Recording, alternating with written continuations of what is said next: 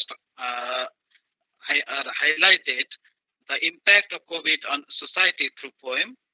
She has also highlighted the importance of women in the society at the time of COVID. And the new thing she has highlighted is that in the Nepali poem field, some new topic is increasing. It means adding something like COVID, quarantine. Thank you, madam. Thank you. So the next Thank you very much, paper sir, for your presenter valuable is. comment. Thank you. The next paper presenter is Vinita Rai. I think this is the Sir, joint she by is. Vinita Rai and Yes, sir. Dipanjan Nandi. Yes, sir. Unfortunately, Mrs. Benita Rai couldn't join us due to connection problems, sir. I am Dipanjan Nandi Chaudhary. I am co-author with the paper, so I'll present it on her behalf. So, first of all, very good evening to one and all present in this webinar.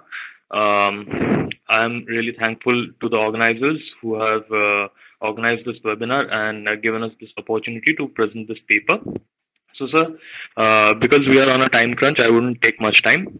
I would start with our paper. So, the title of our paper is Power and Significance of Social Media in Democracy, a case study of India. So, I'll just go over the gist of it. So, basically, sir, today in the world of and like majority of the people are currently present on one or more social media platforms. So, sir, the question that arises is from this growing trend of attaining social media and attending to social media, what are the progresses or problems that a democracy might face? So, sir, first of all, let's talk about what good social media has brought us. So, in the light of the global pandemic that we are in, social media has brought us a lot of relief, sir. And I would broadly classify it under four broad categories. That is, role of social media in education, role of social media in businesses, role of social media in society, and finally, role of social media in law enforcement. Now, sir, coming to role of social media in education, sir. So, as we know, we are amidst a global pandemic and we are under a global lockdown. Since the month of March, everything in this country has been locked out. And if it hadn't been for social media, sir, educational institutions would have attained stagnation by now. It's due to social media that education is still persisting even through these dire times. So admissions are happening through social networking sites. Students are getting study materials from social media. Even, sir, examinations are being held through social media, which has further taken out the notion of pen and paper examination that has been prevalent in the society for thousands of years. Now, coming down to social media and its effect on business, sir, because of this lockdown situation, sir, the businesses are physically closed.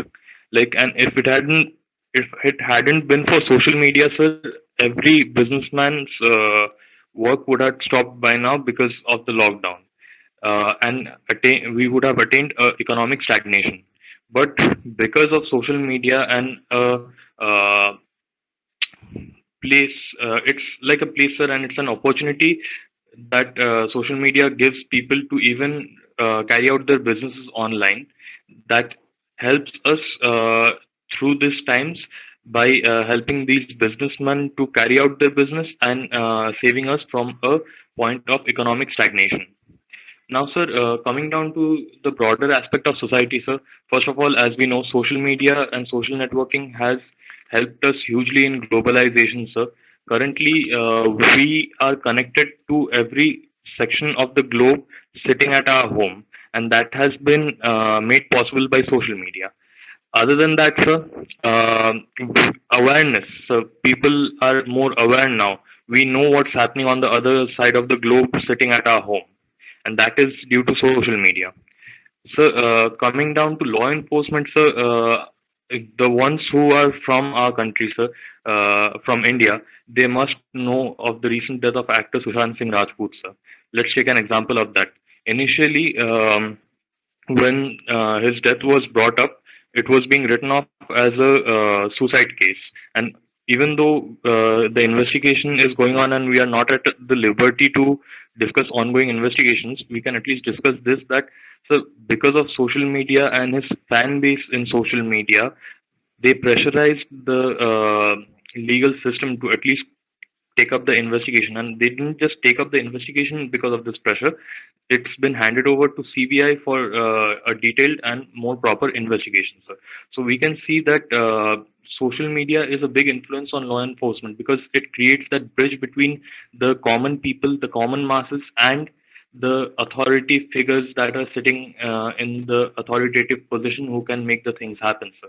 And it's a both way bridge, sir, because during this global pandemic, how the system should work and how the system would be smooth sailing. That has also been informed to us through social media, other than digital media, of course, that is TV and radio. But we are also getting information through social media, like so local news agencies and all. They are uploading in the social media channels that what's the current state, how many people are affected in your city or your locality. That is creating awareness, sir. Now, sir, coming to the conclusion from this. Please try to summarize. You will get. Yes, sir. I'm concluding, sir. I'm concluding right now. So, coming to the conclusion, we can say that social media is a very powerful and important tool in a democracy, sir. And it can change the way the democracy works, and it can change it for betterment if used responsibly. But, sir, if not used responsibly, then it has its dire consequences, sir. Thank you. Thank you, Dipansar, for your nice paper.